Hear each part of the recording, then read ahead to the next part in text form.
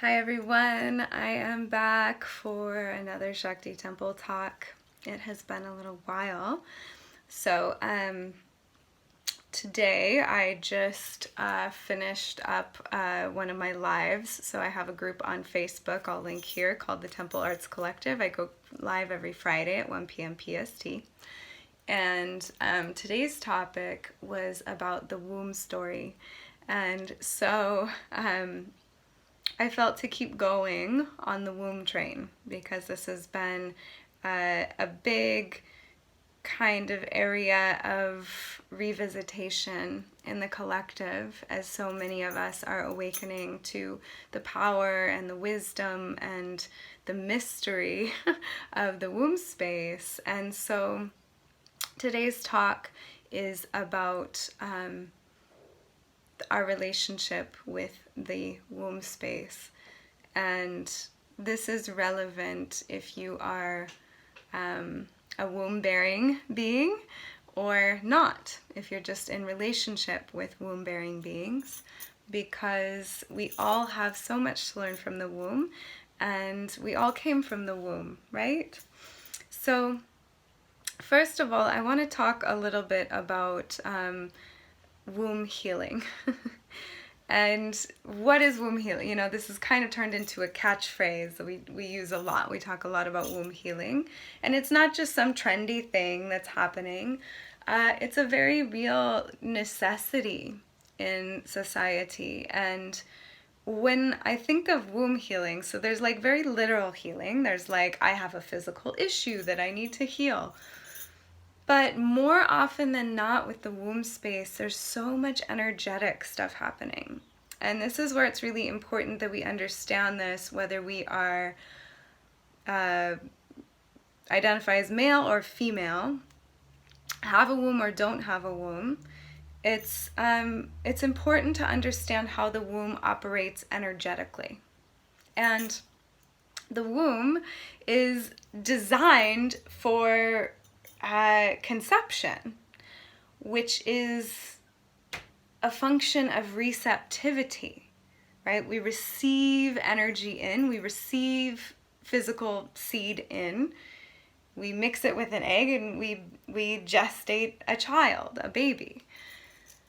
So that's the literal function, but there are ways, if we're into systems of practice, this could be like if we're into Tai Chi and Qigong, if we're into yoga, as we study these systems, we understand that there are all these different energy flows in the body. And so there's different ways that energy flows. Well, in the realm of opposites, masculine energy tends to flow down and out. Hence the ejaculation. I'm talking about sexual energy. That's why, so down and out for the ejaculation. For the feminine, it's the opposite. The energy moves up or in and up, right? So what can happen is we end up storing, and this is not only true of being with a man, of being with a lover, this can also be with self-cultivation. This could be with your yearly gynecology appointment. It could be so many different things, so many, inserting a tampon even. It's really important we start to bring more mindfulness of what we take into the womb space. It's like with the mind, I think of social media, where it's like we have to be mindful what we take in with the mind because it gets full of that. We have to be mindful what we eat because it's going to affect our bodies. This is exactly the same with the womb. We have to be very mindful of what we take in and how we take it in, because it fills with things, and this is just the functionality of how the energy works there. It's just very kind of basic in a way, but it's mystical at the same time. And so this is where we as women end up storing a lot of stuff. And we store stuff personally from, maybe traumas or violations that we've had in this life. And those violations they're not always something that's done to us by someone else. we have a tendency as women to override our boundaries. This is a function of biology, where if you look at the animal kingdom, so oftentimes the sexual act is pretty borderline rapey. Like the male animal just like, basically pins down the female and la la la. So biologically, we have this tendency to fawn or freeze as women in sexual encounters. There's nothing wrong with that, but it's a very literal tendency that we can have. This, as we mature and as we take up more space and as we understand boundaries, we start to be able to shift this. But this is something I wanted to bring attention to because so many women have so much shame for situations they've gotten themselves into. But this is so deep that we've been taught also through pornography and whatnot that we're supposed to just be wet and ready to go. And when that's not true, we frequently let ourselves be penetrated before we're even ready. We frequently do that to ourselves, is the point that I'm trying to get at here. Where it's like, we want a lover to give us that time and that space to get juicy and aroused, and yet so often we don't even really do that for ourselves. So I believe in one of my first Shakti Temple talks, I talked about the female sexual response, and I talked about this. But these all register, whether it's done to ourselves, whether it's done by another, whether it was an experience, maybe we had to have an abortion, maybe we had to have a surgery, something like this. It's a very sensitive realm. There's so much, it's our root. It's, when we look at this on an energetic perspective, also, we look at the chakras, this is our root chakra. This is like our survival. This is like our stability. This is, this is our root. It's our core in some ways. And so when things happen to this part of our body, or, in a physical or even in an energetic sense, or even in a spiritual sense, it hits really deep. We can end up having a lot of shame around these things. And so I just want to bring, first and foremost, to awareness the normalcy of this challenge that so many women face. We're kind of needing to reprogram ourselves to be better stewardesses of our wombs, of our yonis, of our sexuality. And so a lot of womb healing has to do with the past and what we need to kind of clean up from the past, from times where we were maybe less conscious, less aware. And many of us have learned through trial and error, myself included. That's what got me on this path. A lot of error and also some real exquisite beauty, that gave me a sense of the depths of beauty and communion that can be accessed through the womb space, through our sex and sexuality, but also the damage that can be done with that. And so it just, it's a journey of greater and greater consciousness and awareness. And one of the ways that we go about this journey, and this is for men and women alike, we want to start to listen more. We don't always have to have slow, sweet sex, but it's worthwhile, especially in our first sexual encounters with a new being, that we take some time, that we listen, that we kind of hold space for this feminine and the feminine tendency to blossom. We don't pull the petals of a rose open. It will destroy the rose. We let it bloom in its own time. And, our minds, and this is true of the male mind and the female mind in relation to this, can be very impatient. It just wants to do the thing.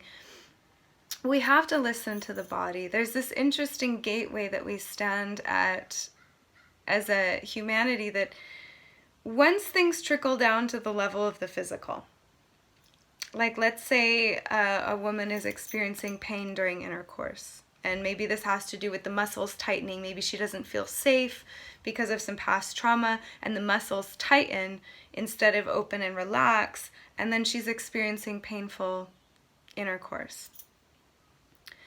So we need to slow things down. We need to listen. Hey, what's my body saying here?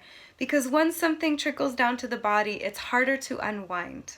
You know, there will be these little promptings. Like, for example, I recall when I was younger, I had poor boundaries. I used more substances.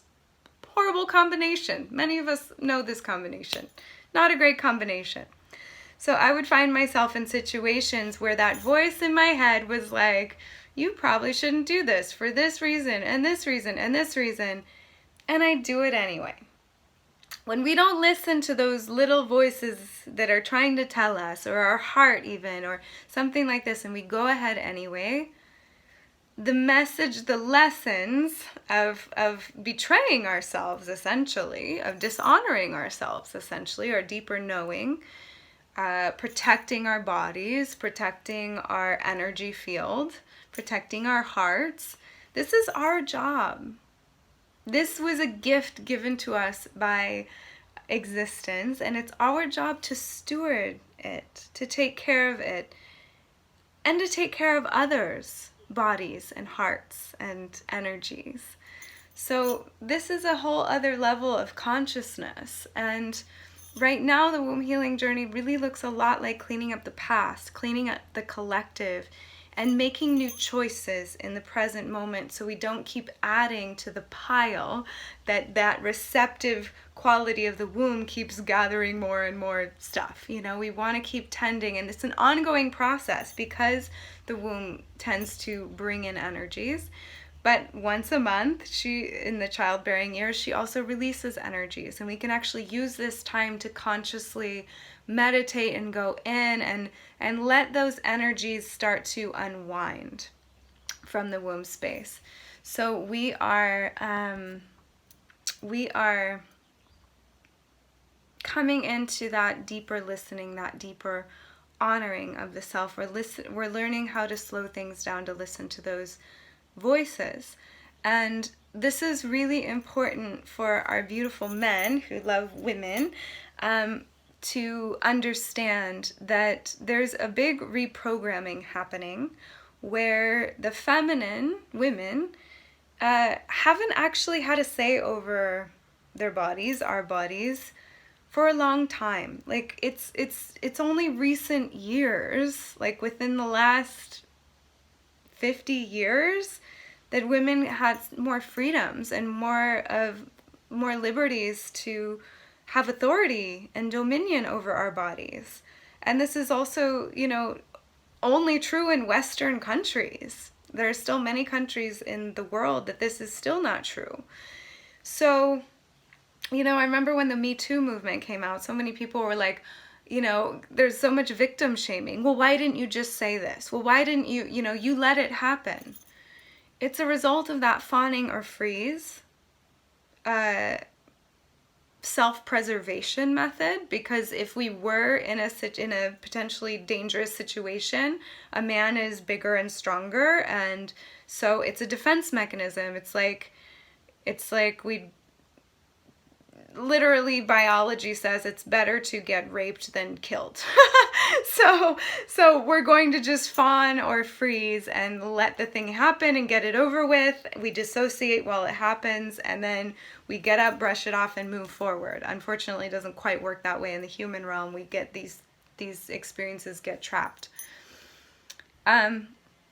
So that combined with not having a voice for so many years. We were not our own property. Very literally. This is a big thing. So we're finding that voice again as women. We're finding that dominion. We're finding that reclamation. And there's a reason that, you know, so many of us have gone through physical ailments, recurring patterns within the womb space. You know, it could be anything. It could be recurrent yeast infections. It could be STIs, it could be miscarriages, it could be, you know, it could look like anything that starts showing up in a pattern, or maybe it's different things, but many different things showing up, or Who knows? But it's like we are processing so much ancestral trauma, so much collective trauma still, and then our personal trauma from our experience of trial and error in this lifetime, because guaranteed most of us did not get proper sex education. We weren't taught how to very prime, what's the word I'm looking for? Like, even to have the conversation about sex. We weren't taught even just how to talk about it. It's this taboo thing we don't talk about. And then all this in our sexual health, and it's like we get our first moon and it's like kind of this embarrassing thing, and we're taught just to like stick a wad of cotton up there and pretend it's not actually happening, take some pills and keep going.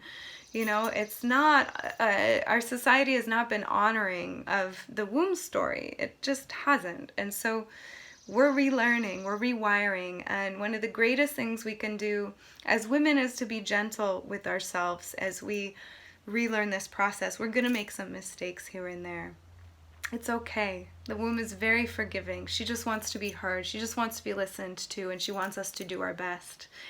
And if you're a man who engages with women sexually, my invitation is to take the time to understand the plight of the feminine, and to just slow things down, to listen, to check in a little bit more. Just make sure, sometimes it's not considered super hot to like double, triple check. But if you have any sense that there's a contraction, or if a woman says sure instead of yes, or if there's some kind of like energy, double, triple, quadruple check, just to make sure, because especially a lot of young women, they'll say yes when they don't actually mean it, or their no won't be actually that strong, and it can be easy to override, or the signals will be confusing because her body's language is saying yes, but then she says no. And anyway, just to understand that there's a delicate place that we are navigating right now, not just as women, but all of us, in regards to sex and sexuality, and learning how to be in right relationship with this. And the womb story and womb healing is very much a part of that, and it's one of the big waves that we're all cresting right now as we reclaim the balance and the equality between the masculine and the feminine in a very just literal societal view, but as well as the energetics on planet Earth and within all of ourselves. So this is one of my specialties in my work. I love working with women, and I'm just now starting to work with men as well on creating this right relationship, and particularly helping unwind patterns of dis-ease or ailment within the womb space, really getting to that underlying message of what she's trying to communicate, what needs to shift, so that real healing, lasting healing, sustainable healing can actually happen, as well as learning how to have a deeper, more harmonious, beautiful, even dare I say ecstatic relationship to the womb space, whether we are a man or a woman, womb-bearing or otherwise being, because this is something that's available to us all. The womb is a portal into the vast expanse of the mystery, and it is so rich and worthwhile to cultivate a beautiful, harmonious, deep relationship with this space. So thank you all for tuning in, and I hope you enjoyed. Let me know what you think in the comments, and I will, under this video in the description, post a link to my work in this realm, and stay tuned for the next Shakti Temple Talk.